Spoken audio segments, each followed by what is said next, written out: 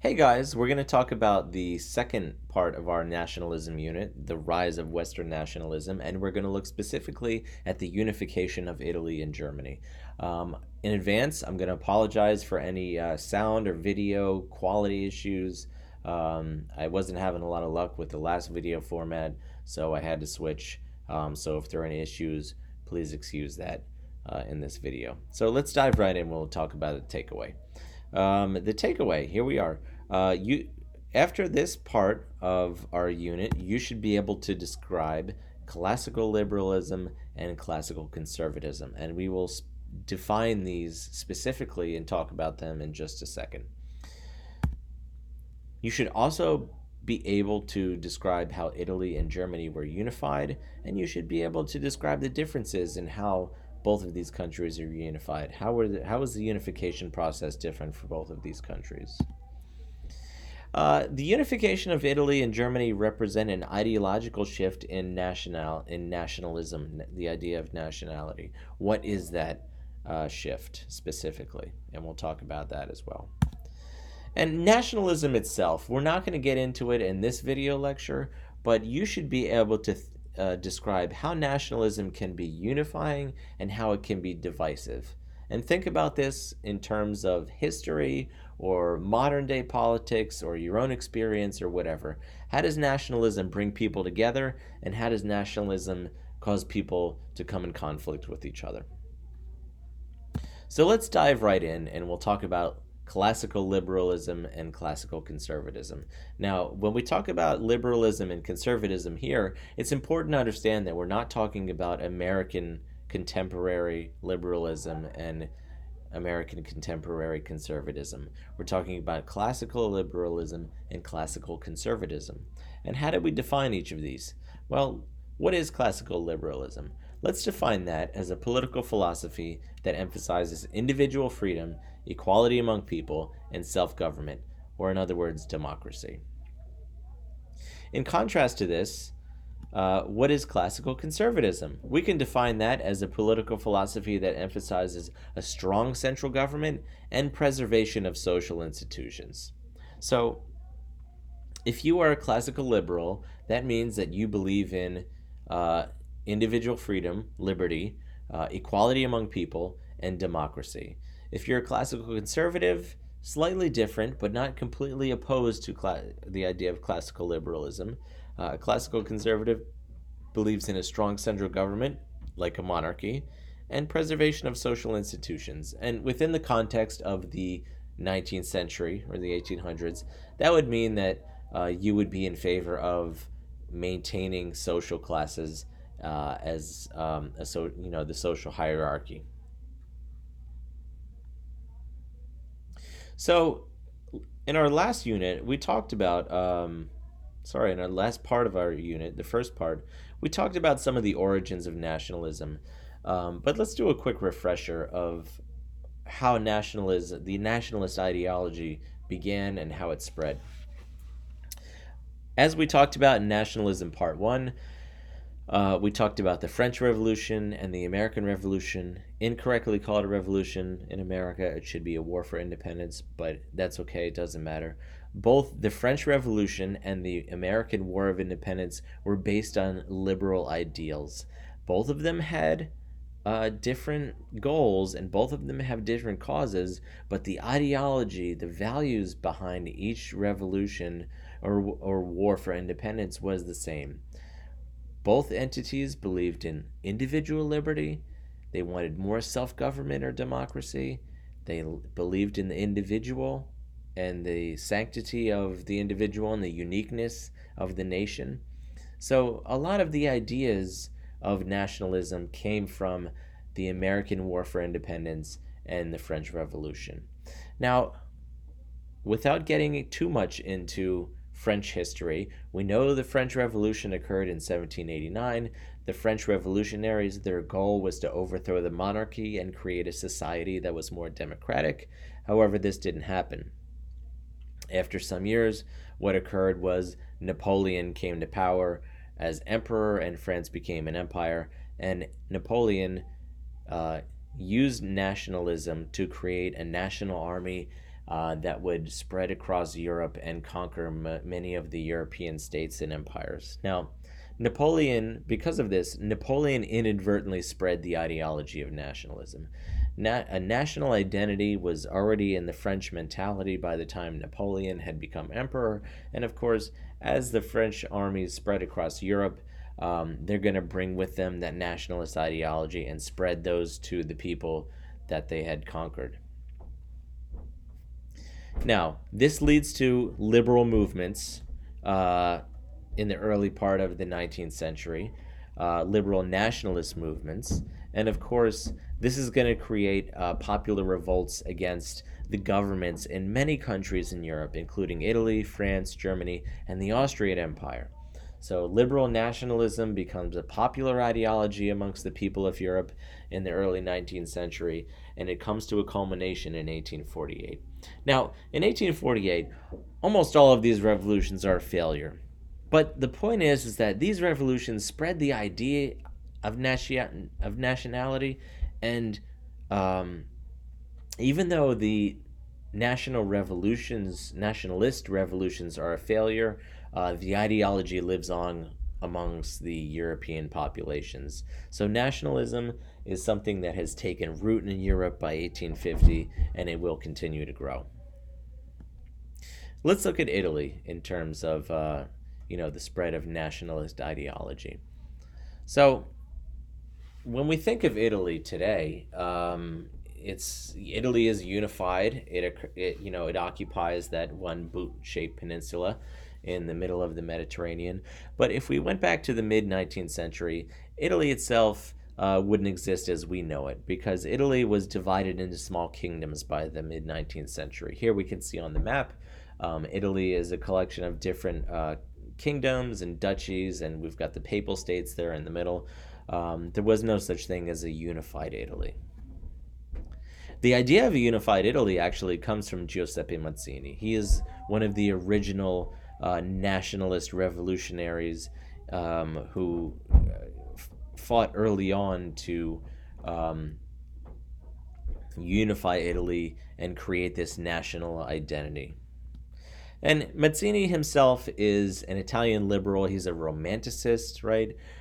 He believes in this idea of an Italian national identity. He wants to unify the country under this Italian national identity, and he leads this nationalist revolution in 1848. That is a failure, much like many other European countries. However, Mazzini's nationalist ideology lives on after his revolution.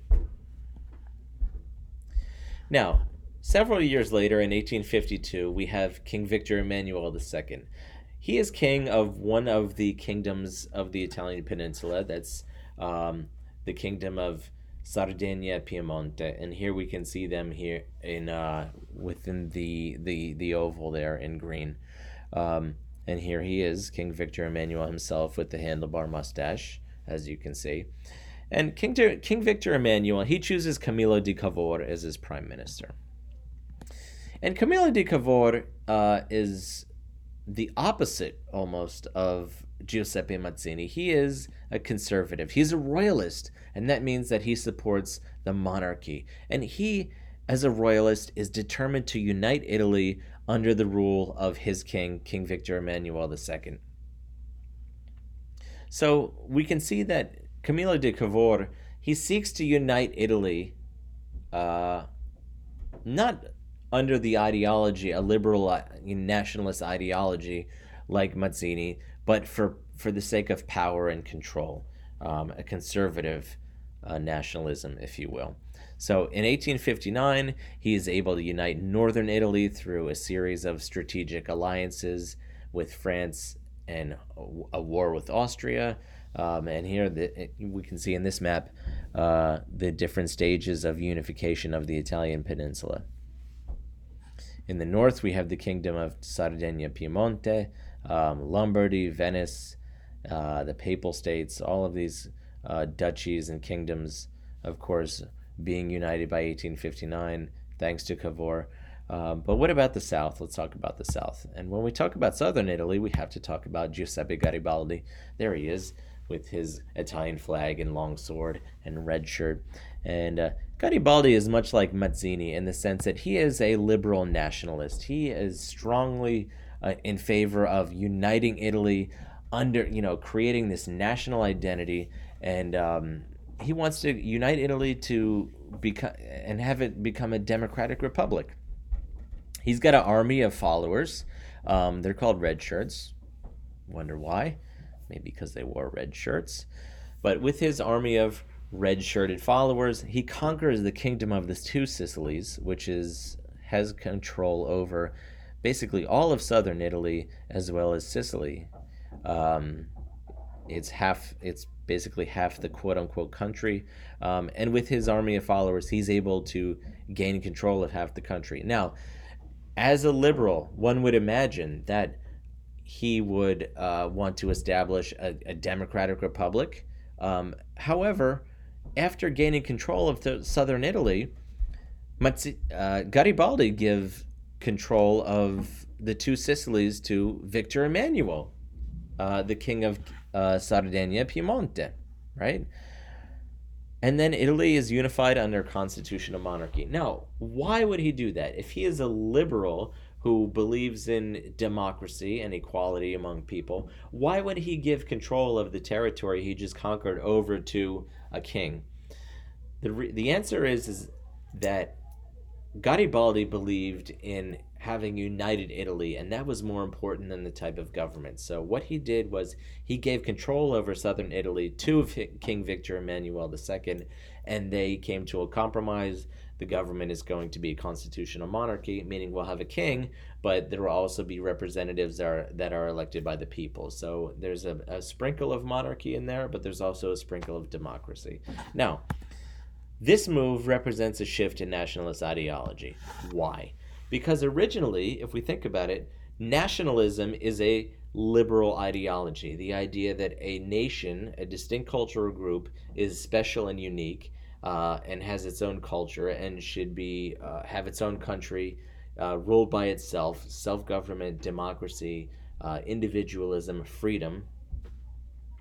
That was the beginning of the unification process, but the end is that Italy falls under the control of a king. It becomes a monarchy. It's a constitutional monarchy, but it is still a monarchy nonetheless. So what begins as a liberal ideology in unification, in the call for unification for Italy, it becomes a conservative result.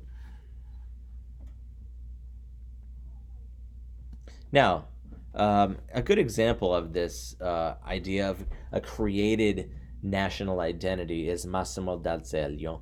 And he's the first speaker of the new Italian parliament. And he says, "We have made Italy, now we must make Italians."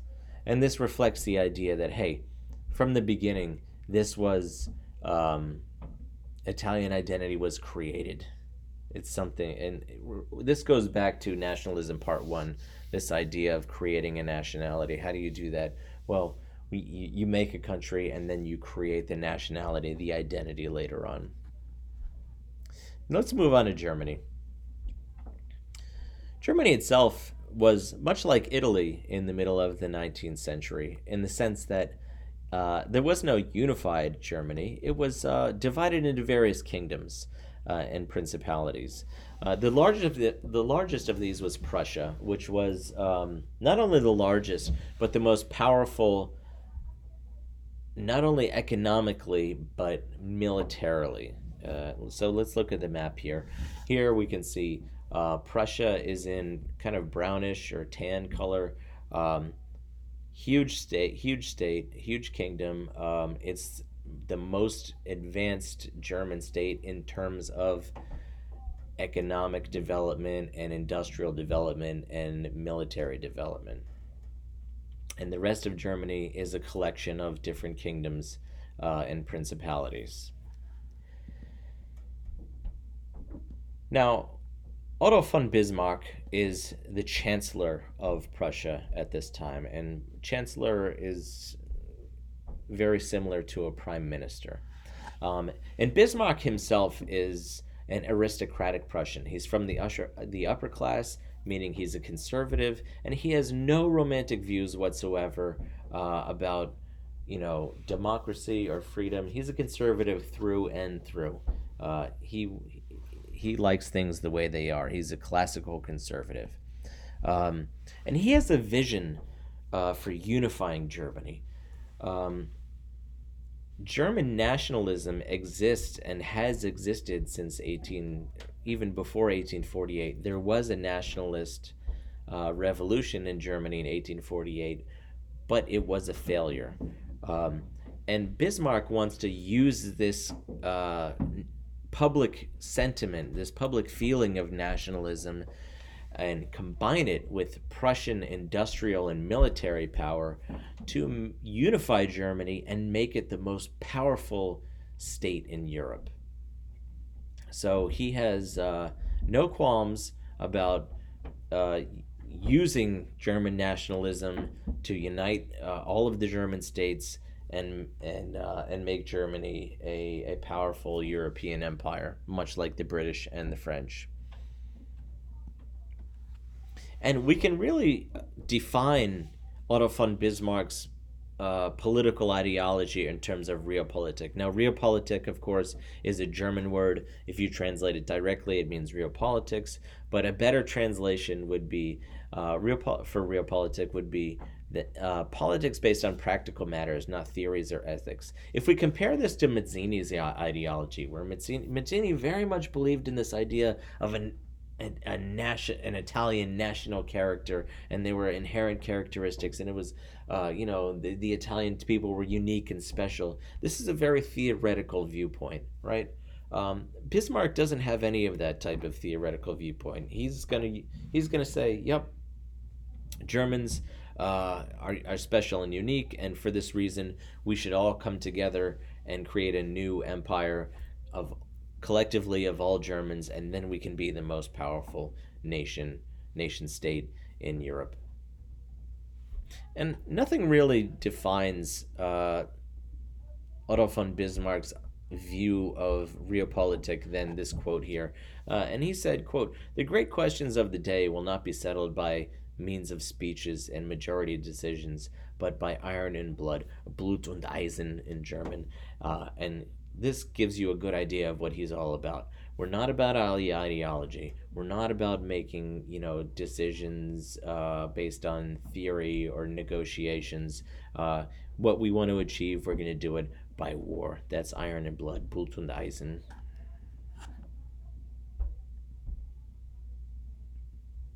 Okay, so obviously, Blut und Eisen means there has to be a war. So, how does Bismarck go about unifying the German states? Well, by provoking a war with their neighbor, France, right?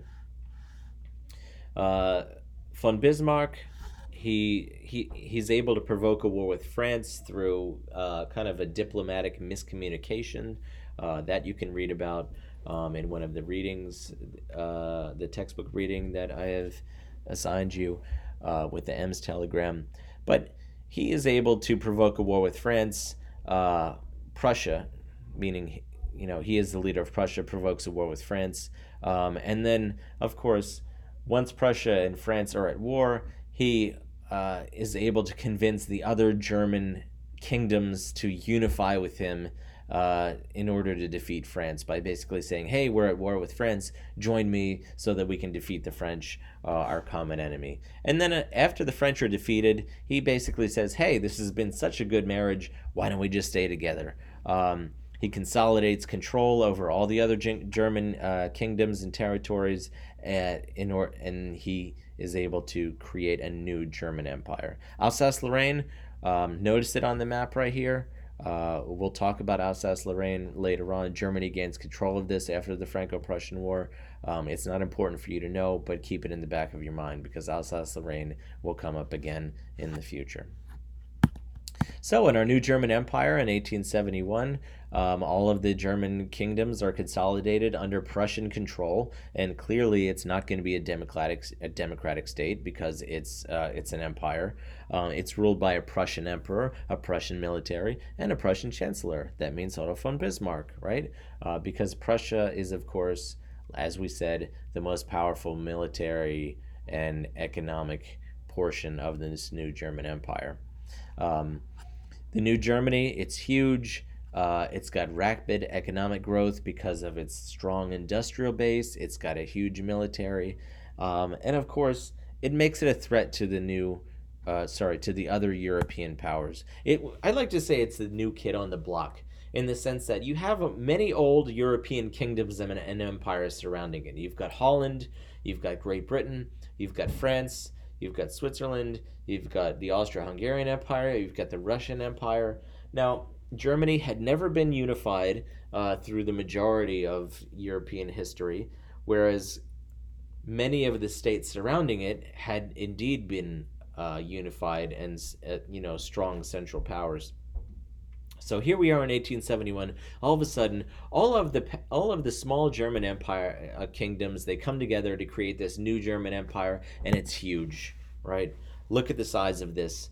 This is a German map, but you can get the picture. To the right we have Russia. To the south we have the Austrian Empire. To the left we have France and Belgium and the Netherlands. And here, all of a sudden, in all of these countries' backyard is a new power. It's huge, it's massive, it's rich, it's militarily strong, it's a threat to everybody around it. So if we want to talk about some of the origins of World War I, this creation of the German Empire in 1871 is definitely one of the first original causes of World War I, because Germany, the new German Empire, it's going to be an aggressor, it's ambitious, it wants more territory, it wants to dominate Europe.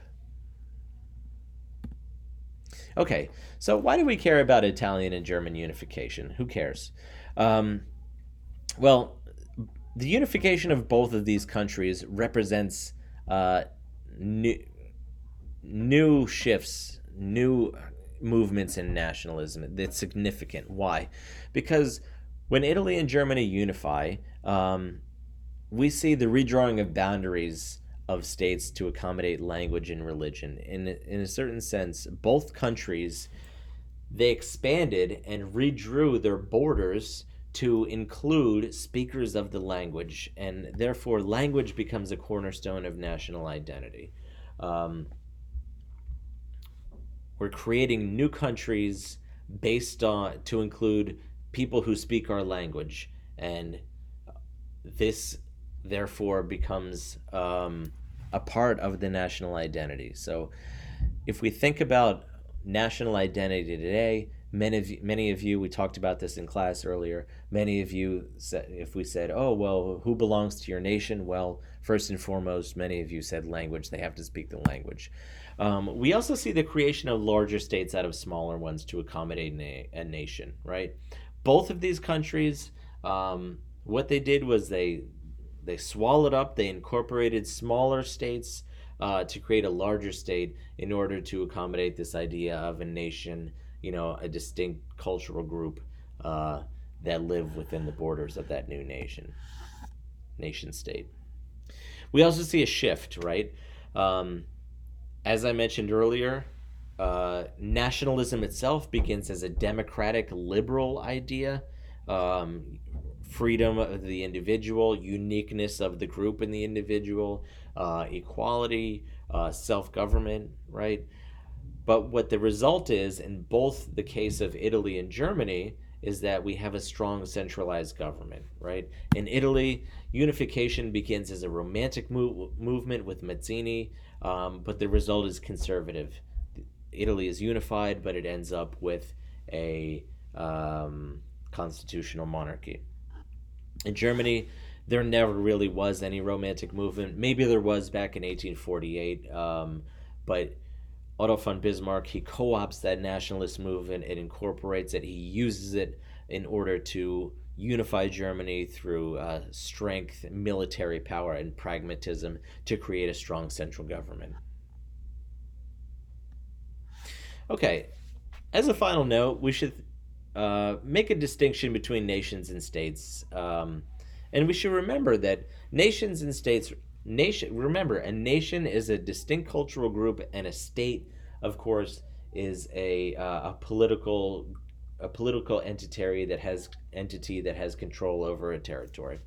And nations, of course, can occupy more than one state. So let's look at a couple examples. Nations. Here we have the Kurds, and Kurds as a nation live in several different states. So we can see Kurds live in Turkey, they live in Syria, they live in Iraq, and they also live in Iran. So here we have a nation that occupies four different states. Pashtuns are another nation that live in multiple different states. So here we can see Pashtuns, they live in Pakistan. Many of them live in Afghanistan, but there are also portions that live in Iran here and Turkmenistan. So, yet another example of a nation occupying multiple states. Conversely, states can have more than one nation. So, let's look at some examples. Here we have Spain, right? Spain is a state, but there are many different nations that live within Spain. Perhaps several years ago, you remember that Catalonia, which is here in the northeast of Spain, they voted to secede from Spain. They haven't been successful yet, but the Catalonians, they want to break away from Spain and create their own country. Again, here in the north, the Basque country, the Basques are another nation living within Spain, or are part of Spain, that would like to break away from Spain and create their own country. And the Basques have indeed been fighting against the Spanish government for many decades in order to try and achieve independence from Spain. Yugoslavia is another example. This map is of former Yugoslavia. Yugoslavia does not exist anymore. It broke up into several different countries, but we can see here the different countries that used to be Yugoslavia and Yugoslavia has divided into. Yugoslavia in the 1990s, it broke up. There was a nasty war, and it became 1, 2, 3, 4, 5 different countries: Slovenia, Croatia, Bosnia Herzegovina, Serbia, and Macedonia, right? Each of these countries has their own language, their own distinct culture, their own traditions, and at one point they were all together as the country of Yugoslavia, but after Yugoslavia fell apart, these countries became independent. Now, one last thing we should think about is whether nationalism is uniting or divisive. And I'm not going to give you an answer for this, but I want you to think about it in terms of your own life and your own understanding of politics and history. Where have you seen nationalism as a unifying force? You can, if you're a follower of international politics or history, there are many examples of this. And, you should also think about, where have you seen nationalism as a divisive force? Nationalism itself has indeed been divisive and still remains divisive in many places today. So where does nationalism bring people together, and where does nationalism break people apart or cause them to fight with each other? Finally, I want you to think back to the title of the first part of our unit. We said nationalism part 1, we called it a fiction of unity. Why would we call nationalism a fiction of unity? Think about this, and I look forward to productive discussion on Monday or whenever I return. So thank you for your time, and I'll see you soon.